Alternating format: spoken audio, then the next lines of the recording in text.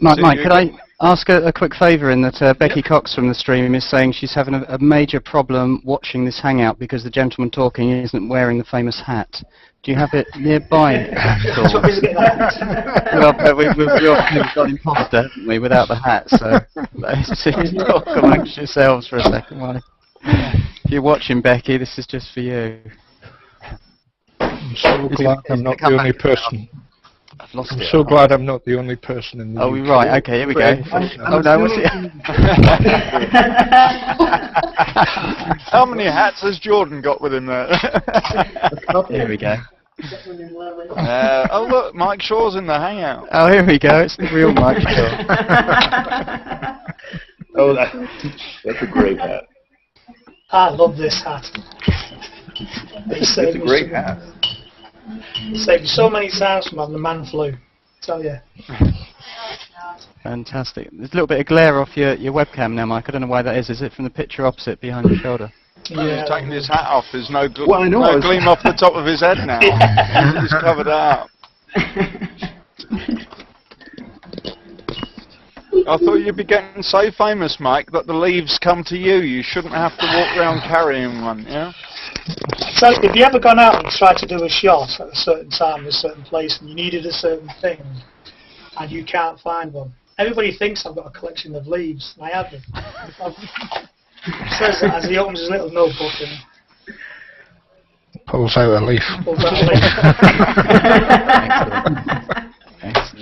This is where you get the challenging or the Google Plus effect, where someone will say something and it encourages you to do something you hadn't thought of. I want to go find a leaf and just walk around town and take a picture of this leaf around town for Mike. Yeah. Well, that's one of the good things I actually found about Google Plus is people do that, and my names get tagged, and it says I've seen this picture by Mike, and I tried to do this, and I love going and see things like that, because then that inspires you to go off and do it. You know what I mean? Because it's great. You know, because some of the shots I've seen as well actually beat me hands down. Can I ask something? Where we at? PJ, can you hear me? Hi PJ, how are you? Hi, good. How are you? I'm good, thank you. I wanted to ask about when you take the pictures of people on the street. I feel very awkward taking pictures of people on the street. Do you always ask permission, and do you tell them you're going to post it online? Yep. Yeah. As open as I can be with the people on the street. I always tend to have a bit of an opening line when I first go up, and it's normally, excuse me, can I just have a quick word? Or, how are you, sir, or whatever. What you've got to be aware of, they see the camera, and they initially think you're going to try and sell them something. So you've got to disarm them straight away. What I normally say is, you're just taking pictures. You've got to, I mean, the guy with the big sideburns took his picture. I just said, I love your sideburns. Can I take your picture, please? And he was great about it, you know. I think my downturn is about 10%. 90% say yeah, 10% say no, and that's a good downturn. But sometimes it's having that initial confidence to go off and do it. That initial, I'm going to do this. I'm going to go and ask somebody. And people stumble with that a little bit, but what's the worst you can do if it doesn't work? Right. I feel like I'm intruding or invading their space or something. I don't know. The amount of time sometimes you can be in there, it depends on the person you're doing it with. If it's a homeless person and they're basically begging or whatever, you're not invading the space because sometimes they like company. So what I tend to do is sit and talk to them for a bit. I don't just go up and say, can I take your photograph? I'll sit down and I'll say, how are you doing? How long have you been doing this? Are you okay? Are you cold, hot, whatever?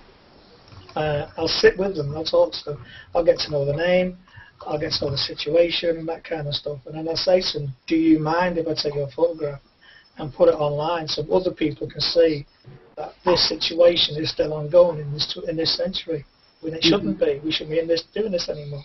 And the majority of them are fine with that. And then, like I said before, depending on their situation and whether it's alcohol abuse, drug abuse or whatever, will be how I react in what I try and do to help in regards to give money or give food. You know what I mean? You've got to be aware of that. The first one's your hardest. It really is. Your first one is your hardest. So I said it was for me. getting that first initial one to go. But I've also got a very good lens that allows me to take quite good shots from a distance as well. Stealth if I want to do that one, yeah, stalker shots. But I don't particularly like them that much. You know what I mean? I'd rather be up close and personal. The best way to do it is if say you come across buskers or someone like that doing on the streets, half the time they expect to be photographed. So just do it, just start photographing and put a few pound in the thing. Yeah, most of them won't be bothered. But it'll help you get into that area or you get into their space a little bit. They're not bothered. Seriously, they're not bothered. So give it a go. I'm going to take this off because I'm dead up. Yeah. Who's got massive The Hollywood lights.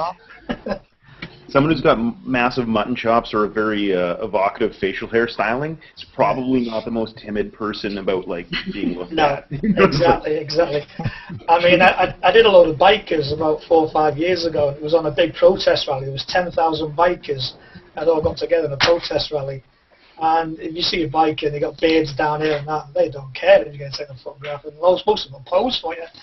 So all of this kind of stuff, you know. So it's cutting your teeth on the right kind of people, I think. That's the initial bit, is doing it that way.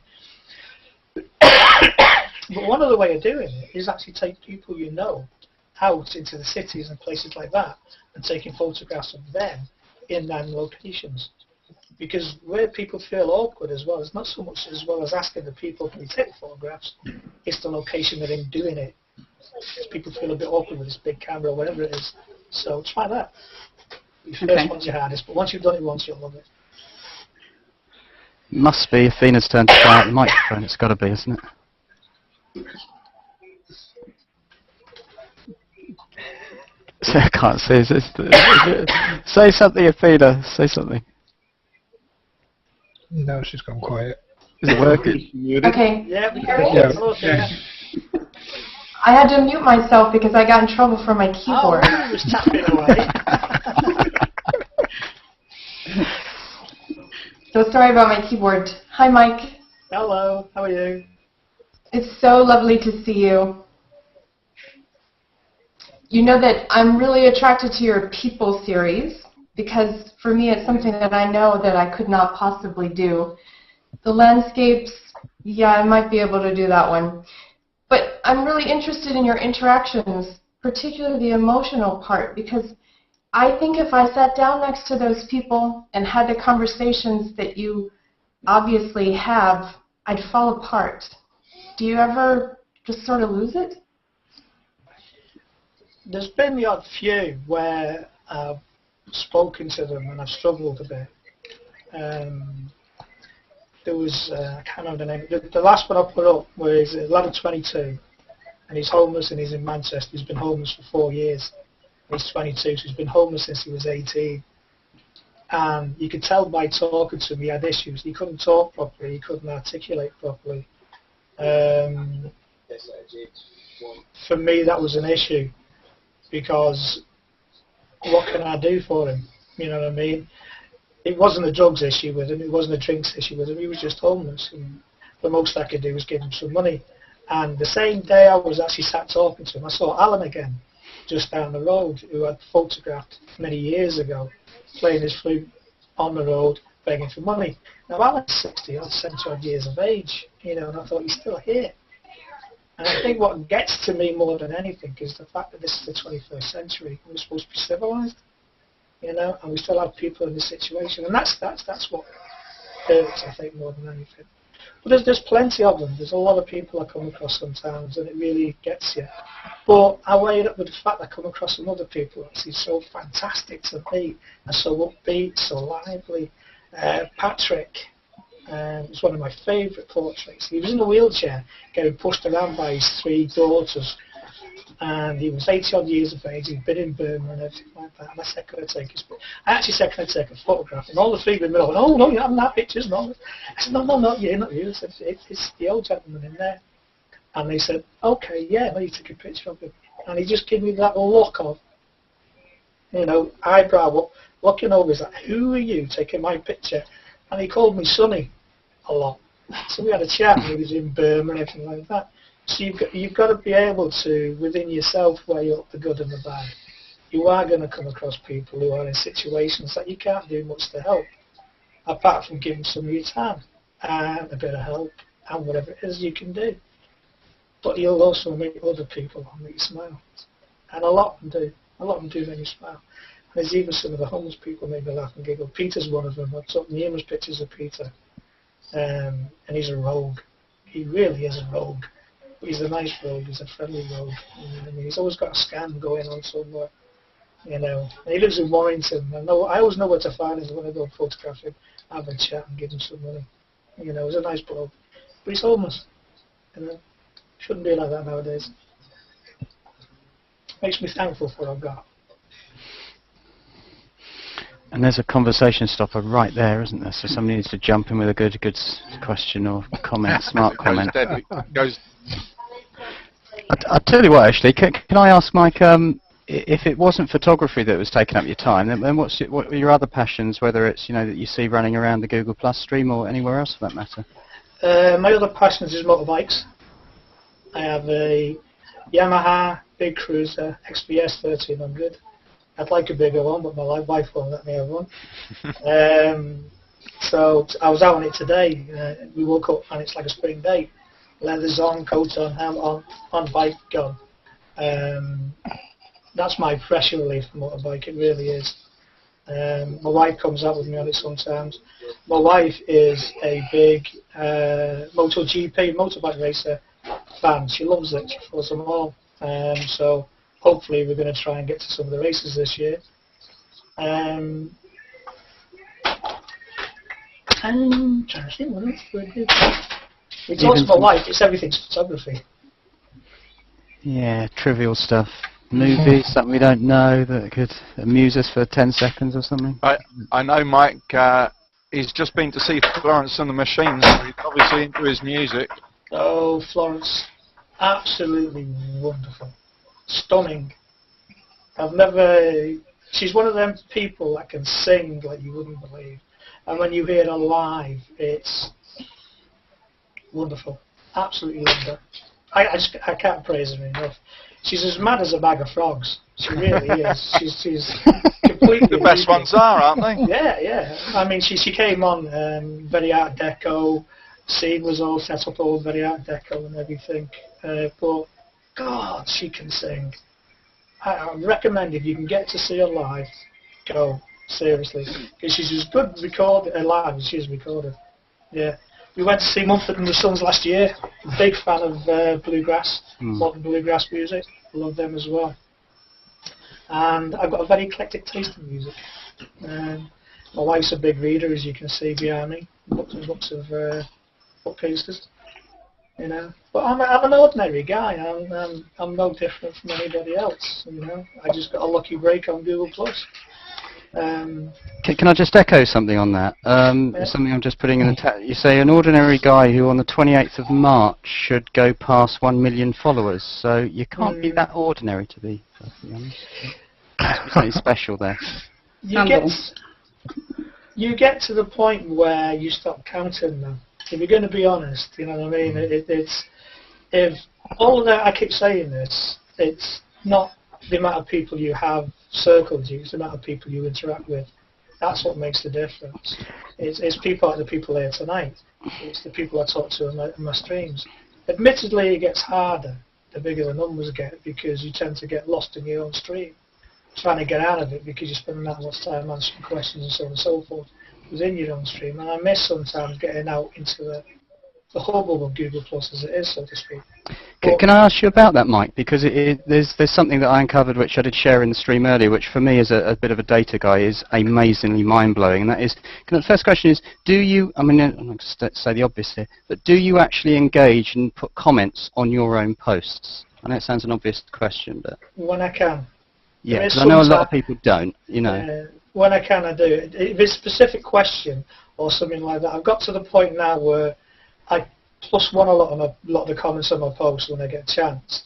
But there's sometimes, they'll hit 500, and I can't even comment on my own post, because I've hit the limit. There's sometimes there's just that many there.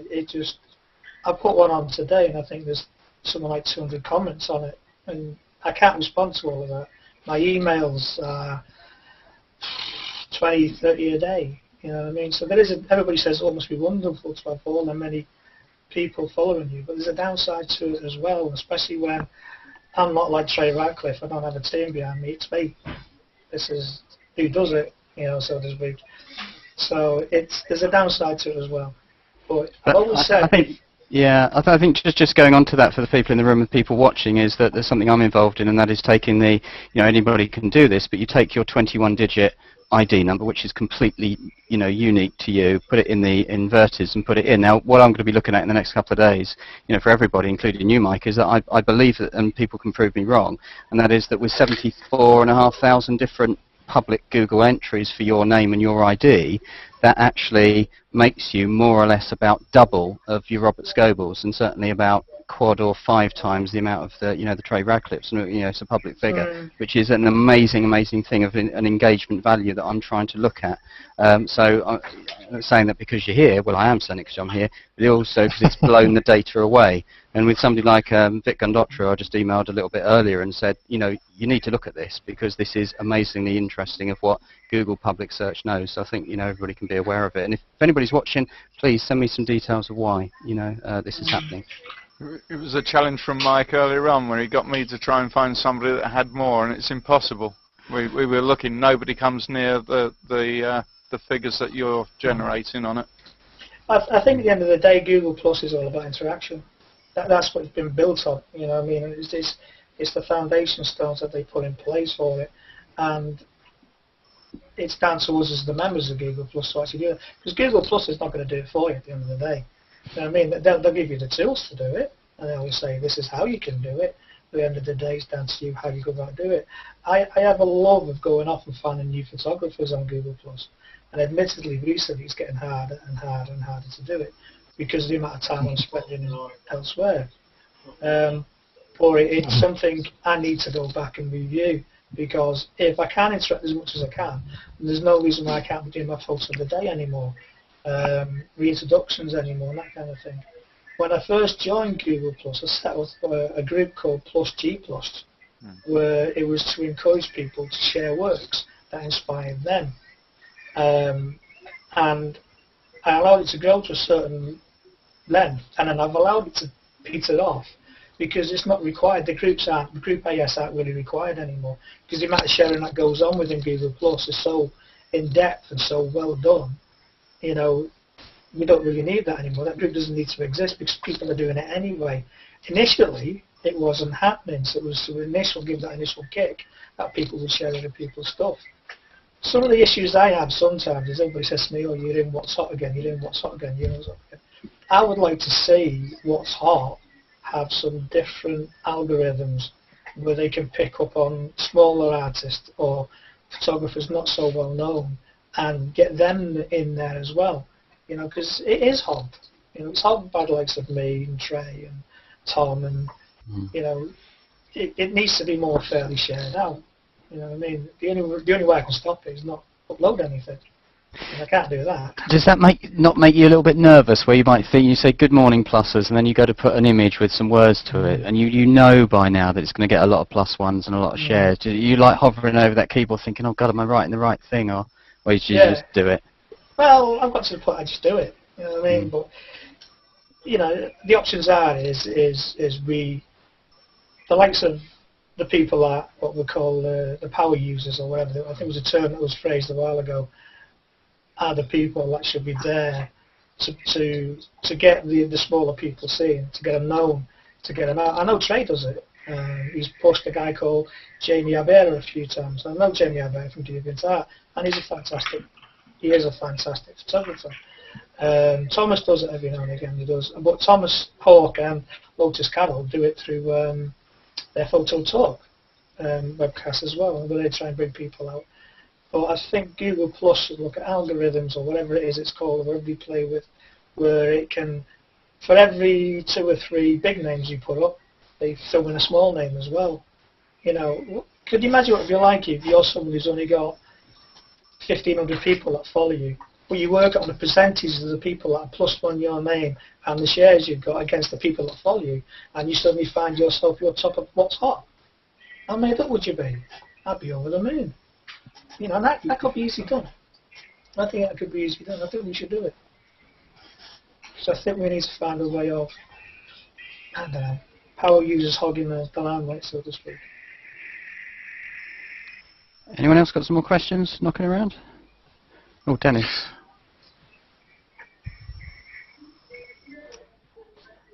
Anyone else? Very quiet in the room at the moment. Dennis, you just put one up on the stream saying, will you use this public to move forward in your photography pursuit? I would like to.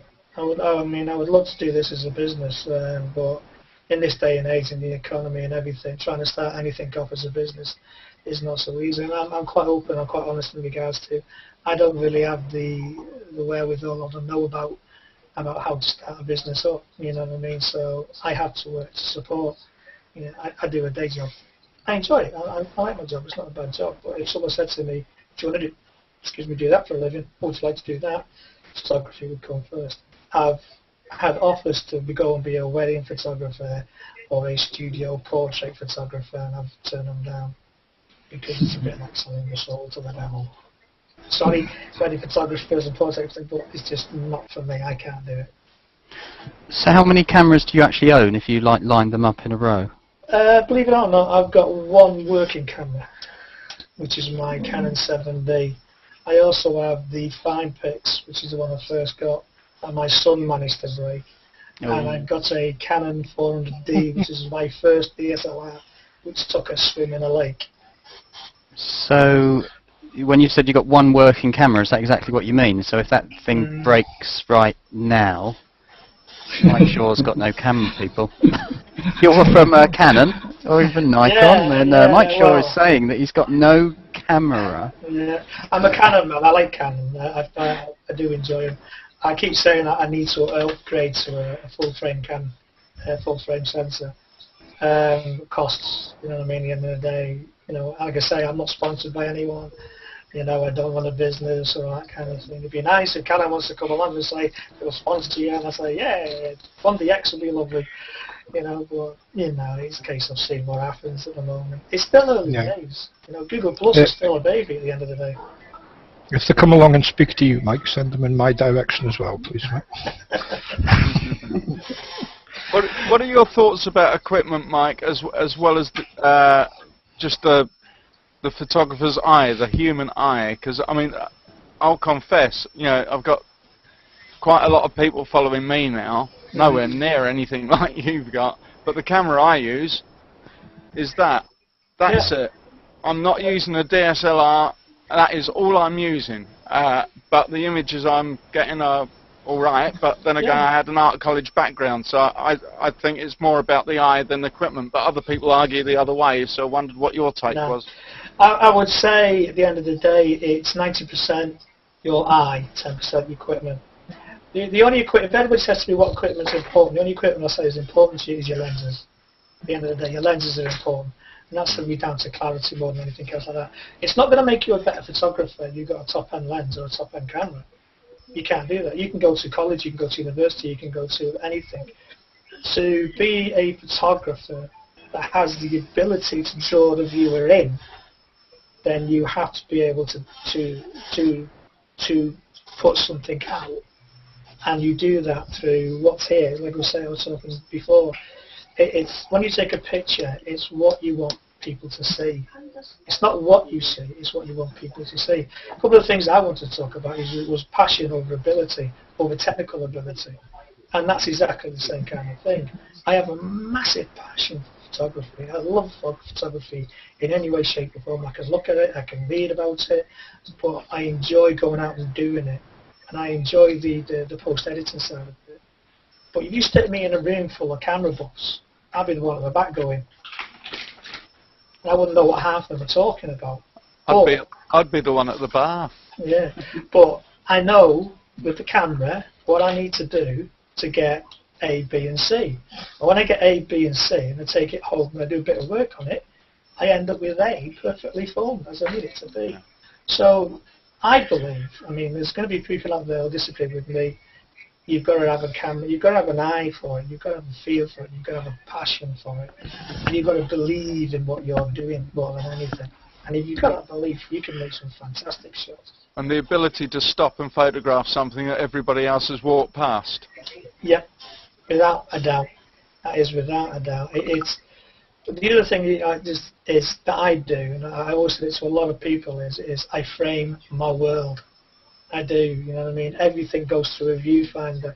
You know, even if I haven't got the camera, which is rare, but I'll just be walking down the street, and my biggest issue is actually driving sometimes. You know what I mean? The amount of times I'm like that. My wife's gone, Mike! I've got to pull myself back in. It's because you've seen something, and you've looked at something, but it trains your eye. You know what I mean? If you do that, you know, it's your mindset, isn't it? Your whole mindset changes. Yeah. How do I put that into a concept of that? You know what I mean? And it's only by looking at it and believing it, and you know. And how many times do you see your world in black and white? Not as often as most people. My portraits are mostly black and white because I enjoy them in black and white. Your details are there. Landscapes, I can't do what Anthea does with landscapes in black and white. She beats me on down. Her and Teresa Stover, their black and white landscapes are fantastic. So that's why I don't do them. I can't do what they do. Roughly how long do you spend on average post-processing an image, Mike? Oh, the street portraits, certainly the black and white ones with the blacked out areas in the back, can be anywhere between 45 minutes to 2 hours, depending on how much work you've got to do to actually get that background out without losing anything from the image. And it can be so many times we'll go back and forth, back and forth, back and forth, doing the same thing again and again and again to try and get it right. Landscapes, I would say a good 45-50 minutes. But when I first started doing it, it was hours. And it was like 6 hours. And trying to get a picture right, and bitten nails and frustration and all sorts, you know. But as with time and as you get better, you get that workflow. It becomes a lot easier, a lot smoother. Yeah, you were saying before that your workflow's all over the place. Is that just because you do things as you see them, or? Yeah, I don't like presets. I keep saying this to people: don't use presets, don't use presets, don't use presets. I know a photographer who uses HDR presets. He's not on Google Plus. He's on another site called DeviantArt, and he's quite well known.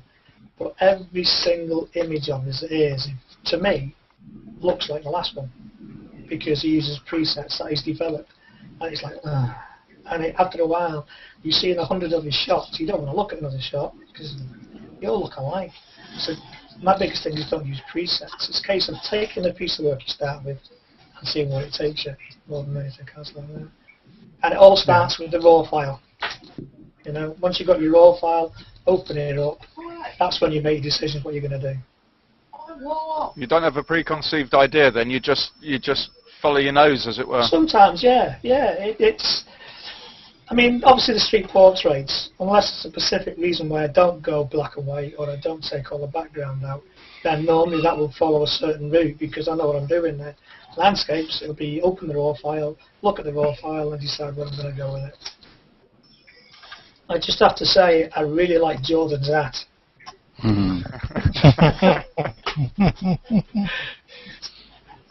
Yeah, I think I'm in a position at the moment where I'm tending to develop a mental preset, which is causing me quite a few problems at the minute.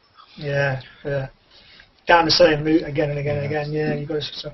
The biggest thing people have is knowing when to stop. That's the biggest problem with post editing, is knowing when to say, that's it, knowing when to stop. I've done enough now. People just carry on and carry on and carry on. And sometimes you can overwork an image, and I've done it. I'm as guilty as the next man for doing it, in all honesty. I've overworked an image as much as anybody else. Put it out, put it on show, and I've gone, oh no, delete. Have you ever had the opposite happen, Mike, where you've spent like maybe 2 hours or even 2 days on one, and you know that you've got it saved, and then you go back and it's just gone? Yeah. I actually worked on one today, and I worked on from the raw file onwards, but I was stupid enough not to actually blow it up and check it. So I worked it out its normal size, and I did all the work I needed to do and everything. Before I throw it out, I actually throw it on my desktop as a desktop background. I threw it on, and it was full of noise. And it was like, oh. But it was an hour and a half's work. Couldn't put it out 'cause it was rubbish. So it was like, delete. It was gone. I went back to the raw file, and it wasn't savable. There was too much noise on it. I could have done some work on it, but it would have been hard. I'm just trying to figure out what Jordan's doing here. Where's he going? I think he's muted, isn't he? Because somebody's on the phone. I think I better say goodbye because we have a piano lesson about to start. PJ. It was really nice to meet you, PJ. Thank you very much for coming. Nice to meet you. Thanks, guys. Bye. Yeah. My grandpa got a phone call, so I'm going as well. that I'd go outside. See you later. Ciao. Okay. See you again, Tanya. Bye-bye. Thank you very much. Thank you.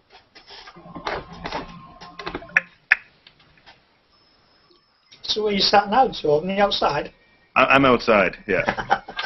Grandpa got a phone call, and so he's a bit of a loud talker, you know. It's so yeah, we just went outside. I just want to throw a question over to Athena. Your landscapes, your black and white landscapes, your minimalist ones, I absolutely adore them. They're absolutely fantastic. And I could look at them all day. You mean the trees? Yeah, they're so right. How much post-editing do you do on them, or is it basically straight to black and white from what you've got? It's a lot less than the long exposures. Yeah. That's really very close to what it looks like. Yeah. And they're very short exposures because, you know, when the entire landscape is covered in white, Yeah. it doesn't take long. No, it doesn't, does it? Do you get, imagine you convert to black and white though, don't you? Some of them are in black and white, but some of them just are like that because Yeah. winter here can be black and white. Yeah. Do you get a problem with the colour cast from the snow though? Well, not if you expose them properly. Yeah. That's something I've got to learn. We don't get enough snow. But did you get any snow this year to even take any photos of? I took two pictures of, we got a day and a bit. I took 2 pictures of the leaf series of out in the field in the snow. But I tend to sometimes get to the blue cast. I can take it out in post-editing. But I think like you say, I'm exposing at f14. So it's not a short flash. It's going to be a longer one because I'm doing what's called hyper-focusing to try and get everything into detail. So I think I shoot a lot at f11. Yeah. But I think a big difference might also be that for my snow pictures, they're very overcast days. Everything is very gray. Yeah. So there's no blue. Yeah, that's probably it then. Yeah. So I mean, really, they look like what you see. Yeah. Very, very much. The biggest issue is really just to get your butt out and in the gear so that you can stand the cold on those days. Yeah. How cold is it? The rest is easy. Well, around here it's probably usually around -10, 11, 12, but some of the pictures, up on the mountain, those temperatures can be -20, -30. That's just too cold. Too cold. Yeah, when your face turns red. When your face That's turns in blue, the house it's with too your cold. feet up. I don't do cold, as you can tell. I'm a wimp. Hate it. I don't really do cold either, but the appeal of those scenes is just, it's enough to get me out. I think they would get me up there as well, I have to admit. Yeah, I would have a go. Yeah. I'm glad I'm not the only British person that was praying for snow this winter. Yeah, we had 1 day's worth down here on the south coast, and that was it, and I got quite annoyed about that. I was getting all ready to jump out there and shoot away, and nothing happened. That's all we had. We had a day and a bit, I think. We woke up one morning, it was snowing quite badly. I thought, great, got out with the camera, came back, next day it was all gone. I'm like, what happened? Do you find... That happened to me in the morning. Yeah. This goes out to everybody out here, actually, in this hangout. Do you find sometimes that your camera gives you a false sense of safety and bravery sometimes? Like you're hiding behind it and you suddenly realise, actually, this goes out if anything does happen. Yeah. Hence my 400D going for a dip in the lake. Yeah. And I was stood on the bank. It was basically like that. And I thought, well, I'll be all right. And I basically put my camera down in the camera bag and got a lens out to check it was clean, and then slowly watched my camera bag roll down on the bank into the lake. And that was it. There's a few snakes and weird and wonderful creatures that are photographed at our place out in Thailand, and it's not until my wife sort of pointed out that, well, that one's highly poisonous and this one does that, but I'm on macro and I'm on my hands and knees trying to get a shot of it, you know. There was a picture up on the web not so long ago. It was a fantastic image. It was a hunter, and he killed a buck or something like that, or an antelope in Africa, something like that. And it's like an evening to a night shot, and he's doing the typical hunter pose like that. He's got the picture taken and everything, and just in the background of him, there's two eyes. There's a leopard. There's a leopard like that glaring at him. Someone took the picture and it got all the development. Gone, oh my god! Yeah, it's in the web. It's on the web. I remember seeing it. It was fantastic. Here's a question, Mike. If you know, just let's say an exec from Canon was watching, and they could not only give you a camera, but also say, here's a plane ticket or even a bus ride ticket somewhere. Where would you choose to go? Mumbai. Cool. Yeah. Yeah. Always wants to go to Mumbai. There's two places in Mumbai I'd like to go. One is the train stations and the trains and the railways, because I can't believe they can get that many people on a train. But they do. But you know, there's 2,000 people die on their tracks on a regular basis. So like every year. And into the slums. I'd want to go into the slums. I've said there's the slums of Mumbai I'd want to photograph. It's the same reason why, you know, 21st century and people are still living like this. You know? I stopped there briefly. It was, but when I say briefly, it's literally about an hour or so. It was touchdown and then take off again on the way out to Thailand. But as you're flying into Mumbai, the slums are right away along the side of the runway, and the look of it was absolutely mind-blowing. Yeah, yeah. You know, it's as photographers, we've got a voice. You know what I mean? And we've got a way of actually capturing things and showing people things. And, you know, we can show people pretty things and pretty landscapes and stuff like that. But we can also show them the other side of life. I'll never be a documentary photographer, because to do that, then everything's done in a certain way, and it's purism and all the rest of it. Whereas myself, I'd like to show what I feel. You know what I mean? To do that, I would post edit. But it's to go in and just look at the people in Mumbai and try and understand how they survive and they can live in that, and to show other people that this is going on. And it's the 21st century. I keep saying, I repeat that all the time, because I struggle with it. I struggle with the fact that even in this country, in America, parts of Europe, we have people that sleep on the streets. So, yeah. So I've got a voice. So if I had the chance, I kind of come and say to me, here's a new lens and here's a plane ticket. Sorry, a new camera. Here's a plane ticket. Where do you want to go? Mumbai. I wouldn't hesitate. What about if you were limited to the UK, Mike? UK. That's a hard one, because he's actually in the UK, isn't he? Oh, he's in Scotland. Scotland. Never been. Yeah. Never been to Scotland. Nor have I. There's three of us who've never been. Hold on a second. Sorry, Andy. Andy, did you say that you're actually organising a hangout in real life in Scotland in the summer? Did you say that? So I am, Mike. Now you come to mention it. Yeah, the 12th to the 15th of July in Edinburgh. We're having a hangout in real life. So I'd love to see you up there, Mike. Yeah, I'd love to be able to come up. Yeah. Down there from my point of view.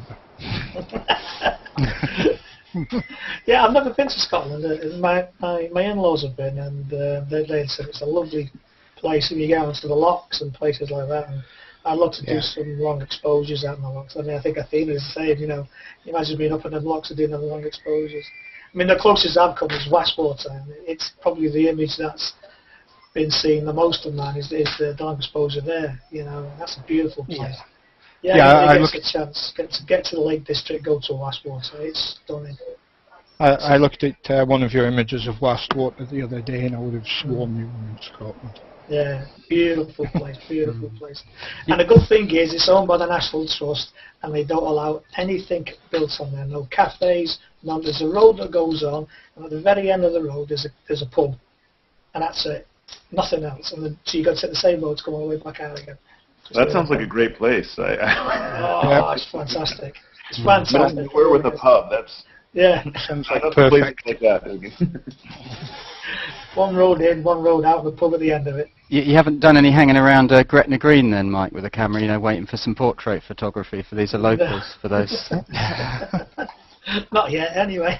for those people out of the UK. Gretna Green is a place where people run off to get married and elope. So see some guy with a camera, yeah. Can I introduce Robert Reddle there, sitting in the corner? He's come in as Easy Touch, but he's my friend who is from Vienna. He's the guy who sounds the spitting image of Arnold Schwarzenegger. But you'll hear it as soon as he speaks. Yeah, Hello, Robert. Mike, come with me if you want to live. I'm sorry, I didn't notice that I was jumping in as the page, but I had to be quick. So I have an easy question. Which question haven't you been asked yet? I'll do one for Robert. I'll tell you one for Robert, and that is, I gave Robert a nickname called the Vienna Falcon because he's from Vienna, and I don't know why Falcon come into it. But now he's actually stolen the name and formed it into a photography group on Google+. I wonder if I've got any claim for the patent. I think you should have. I think you should apply for that. Yeah, Robert, you owe me $6,000, please. Yes, well, that's a percentage of the micro stock I sell, so this will be 1% of $5 per year, something like that. What would you like to learn from Mike? Because I think Mike knows how to take pictures, and you're just learning, aren't you? Or have you already taught yourself?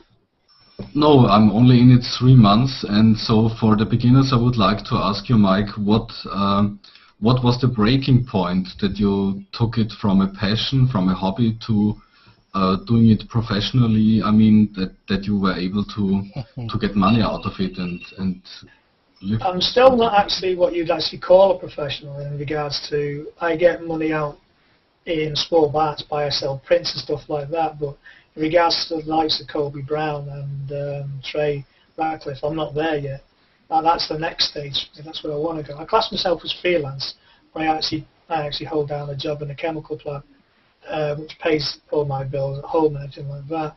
And in the current climate, it's the safe way to be at the moment. Just, I would like then to get to the point where at some point someone pays me like Kobe does to go off and do what he does for a living. But I'm not there yet myself. So, but I'm on that point now where I would like to, and I'm looking more into it. But I'm still fairly new to this. You know what I mean? I know you're saying you're 3 months. I'm 2006, and 3 months is a lot newer. But I bet you're getting a passion for it. Yes, for sure. Yeah. Yeah. Once you get you, it never lets you go. Yeah, I couldn't believe that I would ever see a sunrise, but with photography, I have a hard time if I miss one. Yeah. The problem that Robert's got is that he went to the Hangout in real life in New York, and he actually met Boris Gorelek in real life. So I don't know if that's actually taken. That stopped him, progressing for 6 or 7 months. Boris, if you're watching, I love you, and that's just a joke. It scarred Robert for life, huh? He's a changed man. Hold on a second, I have to go let my cat out. Everybody's changed when they meet Boris. Whether in Hangout or in real life, I would imagine. I can't believe the length of this Hangout. Well, that's the thing. It's 10 o'clock now, isn't it? And I will apologise for the late start. It was my laptop that wanted a total reboot, so that's my fault. It wasn't a great start, really, was it? My headphones broke. I do apologise. It doesn't show, Justin. That's why I'm sitting here with one hand stuck to the side of my head. I'm keeping it in place. You look very official. I feel like a sports commentator. I was just going to say exactly the same thing. I thought that was your deaf ear. I mean, you were just... Yeah, well, we won't go into that. It was all those long-haired rock and roll years of mine. So what's this? Did you ask Chad Lafford's question, Mike? I'm not allowed to ask I can tell the story, but not ask the question. I happened to do an on-air a few weeks ago for America's Next Top Model from a hotel casino in Spokane, Washington State, and these girls were coming up being interviewed as models, and one of the girls said that she hadn't seen her mother for like a long time. a long, long time. Then Chad, a friend of mine, says, so if your mother were here, you know, like right now, what would you actually say to her? And the girl was just like froze and then just got a little bit emotional, shall we say, you know. So that was the question, and I'm not going down that line with anything. And then Chad thought it upset the girl, and you know, and she was welling up, and all sorts of things were going wrong. So I'm not doing that tonight. Second part of his question, though, he wanted to know if you'd been assaulted by anybody that you'd attempted to photograph, verbally or physically. He said. No, actually, it's surprising. The most I get is when I ask people, can I photograph them, is they don't want you just to know. They tend to walk off, which is fair enough. The majority of the people that I do get to photograph, I get to talk to. And sometimes quite lengthy as well. I quite enjoy it. So I think the issue isn't so much that, it's the terrorism issues and the police. You've not had any run-ins with that sort of thing? Yes. Oh, right, okay. I once had a job's worth security guard. I had my camera on me once. We were out shopping, and my little son, the one you saw before, was a bit younger at the time, and he was blowing bubbles. He bought me a little bubble thing to blow bubbles around. So I took a few photographs in the shopping centre. Yeah. And the next thing you know, the security guard, can't take photographs in here. And so I looked around and said, can't see any signs saying I can't take photographs. You don't have to put them up. So I think you do. So you need permission. And what he actually didn't know, I actually did have permission to photograph in there. So I'd been in the week before, I took some photographs, and the actual manager came up, because he had some of these cars where you do the sideways driving, what they call it, actually on display, and I took some photographs of camera, and the manager, the actual place came up, said, what are you doing? So just taking some pictures, do you mind? I said, no, you're alright mate, carry on. I actually sold them some of the photographs. And so he said, anytime you want to come in, don't worry about it, just let me know you're there. So I'd let him know I was in there that day. I wasn't taking pictures. So I ended up with a bit of a verbal punch-up with a security guard. And he did eventually go away. But apart from that, some security guards at a factory that I was actually photographing from about 15 yards away decided that I couldn't do it. Yeah, I can, I can photograph all not. The law in this country is you stood on public land, you can photograph what you want. As mad as it seems, you can photograph people out in public, and the law says you're allowed to do that. You know what I mean? You might not like it, but we can do it. You know, but I'm very careful about what I photograph. You know what I mean? I don't photograph children because people are very touchy about that. I don't blame them. I wouldn't like anyone to photograph my children. You know, I don't photograph people that obviously have problems or issues.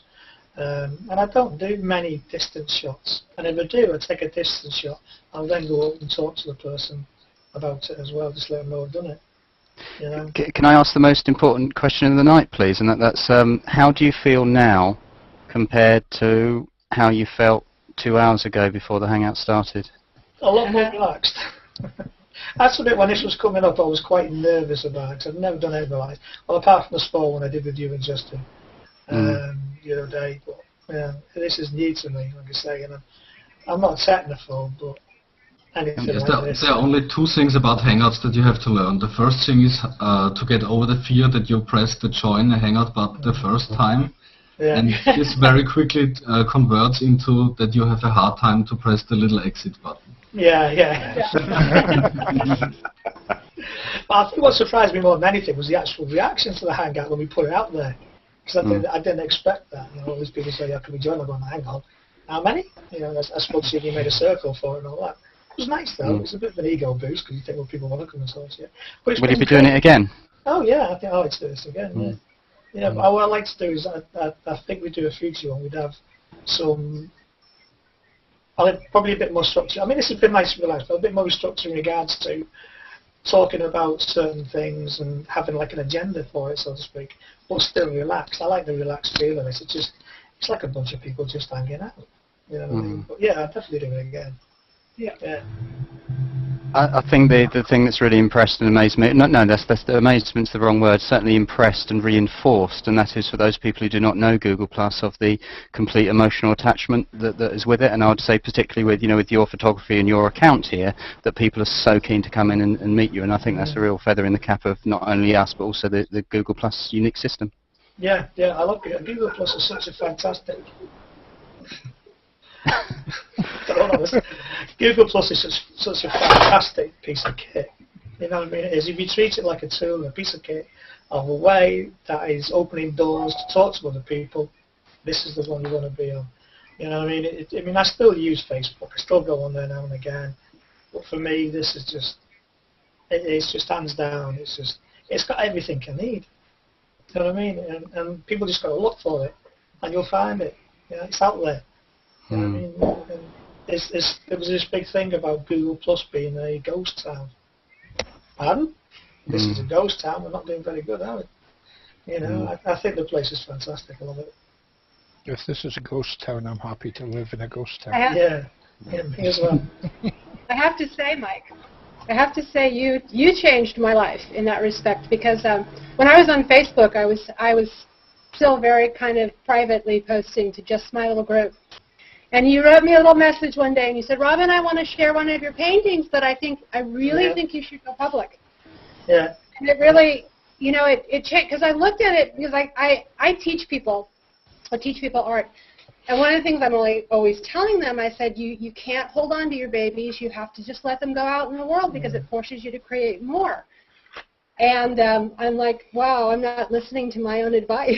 And it changed everything for me. And for anybody who's watching who isn't public yet, you have to, you just have to go public, because it opens up doors for you. And I've met so many people that I wouldn't have met without. Yeah, and I love seeing your works when you pop up in the public stream as well. Because, I mean, your artwork just speaks for itself. It's sublime, it really is. It's beautiful work. And every time it just pops up, I was thinking, oh, beautiful, absolutely beautiful work. You've got to go public. You're right in what you said. You have to. I mean, there's so many people there, because sometimes I go off and I'm not in the mood to do any posting or whatever myself, so I'll find somebody I want to share. And I'll go off into the photo streams and looking, and I'll find something. Well, right, well, that's great. Well, I'll share it, and you go in, and it's not being shared publicly. And it's like, can't share it. You know what I mean? So you send a note to someone saying, can you share this publicly, please? You know, open out. Yeah. Be willing. Be let go a little. Yeah. The other thing I've actually found is what I'd like to see Google Plus do, or see if we could set some sort of mentoring group up. You know, where we can give advice, or we can. I would like to have a group of some sort set up, which is a mentoring group, where say someone says, "This is the image that you're willing to give out to people. I'm having issues with it. How do you think I could do this, that, and the other with it to fix it?" Not like the photo. I'm running a mentorship. I'm running a mentorship on G Plus right now. Oh, are you? Excuse me. Yeah, to keep me in touch with that, because I'd like to be involved. I will send you a little message on it. Randy J. Braun started it. Yeah. It's the Google Plus mentorship for photographers, and I'm running an Art Basics for Photographers mentorship right now. I have about 27 people, and it's going very well. Oh, using Google Plus for the whole thing. Oh, fantastic! There's already one going then. Yeah. Yeah, I'd love to be involved. If you let me know, I'd love to be involved in that. I will absolutely get you hooked up. Brilliant. What I'd like to see, I think, from if that mentorship was going, or in a regular hangout, is somebody do a thing called Challenge Mike, and they give you the worst image like ever as a raw file, and a real thing, awful, and then within 5 minutes on screen you have to you're a bit like Rolf Harris, you know, Rolf Harris. Can you see what it is? Yeah. Cross between Rolf Harris and Jim will fix it. Yeah. See, but one of my biggest problems is I can't help sometimes sticking my oar in. You know what I mean? I shouldn't. And every now and again, there's a young girl the other day put some images up, says, "What do you think?" So her images were available to download. So I actually downloaded one of her images and rejigged it, put it back up in the image jack, and gave her a link to it, rather than me put it up saying it's her image, not mine. And I said, "What do you think?" You know, because I've done this, that, and the other. And she said, "I never thought of doing this, that, and the other." And that's what made me think. It was talking about Robin before about, well, can we do a mentorship along those lines? You know what I mean? I have this image. How can I put it better? So someone like myself, or some of the other big names, or even doesn't have to be big, it can be anybody. Can take the image, take it away, saying, then come back. I've done this. What do you think? And if they're happy with it, you then take them through what the effects and whatever it is you've done to get it. The biggest problem I have, the biggest annoyance I have nowadays is the editing software costs. And I think it's a shame for budding young artists and photographers out there trying to get on the ladder, and you go look at the cost of this stuff, and it's extortionate. And you know, there's got to be ways of making it more affordable. So that's something else. Maybe we can go attack about Adobe or somebody online on Google Plus and see if we can get something covered. I think that's why a lot of people like to use GIMP for if they're on PC. I mean, yeah. I'm not, so I can't use that on this one. But I think that's where a lot of people hone some GIMP skills because it's free, and then once if they have income or they really have the need for it, then they'll step up to the higher level. Yeah. I mean, I know Adobe student costs and all the rest of it. You student can get it cheaper and everything like that. You can buy it on bulk if you and all the rest. But I know there's a lot of money invested into these programs in the first place, and I know it takes a lot of time and effort. But it's just like you just look at the online cost of it and you think it's prohibitive to some people. It really is. You know, it takes them out of the loop. Do you have a smartphone, Mike, that you use photography too? I have an iPhone 3GS, but I don't use it. Well, I use it for snaps. Everybody talks about smartphones and everything, and I always say if I wanted to use my phone, then I wouldn't have bought all this equipment to go and take photographs. What's your take on, you know, like one, of course, you know, Lisa's Camera Plus, and also people like Scoble running about the countryside with, you know, his Canon out versus the iPhone. Do you think there's I know there's a difference, but your view on it? No, I mean, when I can change lenses on a smartphone, and when I can add filters to a smartphone, and when I can do this within, not in post-editing, actually out on the field, then I'll look more at smartphones. For me, the smartphones have taken over from what the Instamatics used to be years ago. You know, the little cheap one you can stick in your pocket and it's called click. And I know there's some people out there who can get some stunning results from iPhones. I've seen them. And you look at it, you think, you got that from an iPhone. That is really good. But for me, they're used for snaps, you know, and my little lad will do something, click. You know what I mean? It's convenient for that. You know what I mean? I'm not dragging that thing out trying to set it up just to take a photograph of my lad, you know, running amok in a field or something. You know, so there's pros and cons to it. You know. There's a chat box open saying that Athena's going to pop out because she's got to get to bed. So if you want to say goodbye. I'm in Central European time, so I'm an hour ahead and I have a shoot in the morning. Good luck. Thank you, Mike. It was wonderful to meet you, and thanks everybody. It was great. It's good to meet you as well, Athena. Night. Ciao. See you, Athena. Well, unfortunately, I think myself is going to be dropping out. How long's this been? About 2 hours? 2 hours. I think what I'll do is, if that's okay, Mike, is I'll get the link, it'll render, and then maybe split it into 2 halves, and then make it up on some title and some credits on it, and shove it on YouTube. I think it'd be quite good for that to watch again. Yeah. I've really enjoyed it. I've really enjoyed this my first hangout, and I will be doing it again. Hopefully in a house on the hill, when everybody's not fighting and squabbling and the cats are trying to kill each other. To do that, you have to wait till after 12. Yeah. That might be easier, actually. Thanks so much for your time, Mike Shaw. It was very, very interesting. Really appreciate it. And Mike Downs, thank you so much for doing this. No, you're welcome. I only had to message Mike Shaw about, was it 50, 60 times before it? No, about like once. It's been absolutely fantastic. Yeah, it's been fantastic. I've really enjoyed it. Thanks everybody for coming. You've really made my day. Same, Mike. Thank you very much for doing it. You're welcome. No worries. We'll stay in touch, and I'll send you the files. Oh, there's Hugo's just turned up from Italy. Hey. Hello. We were just getting actually. Hey. How are you? How are you doing, Hugo? I'm sorry to say I'm just about on my way out. Yeah, that's what I imagined, of course, when spot becomes freeze because the hangout is about to end.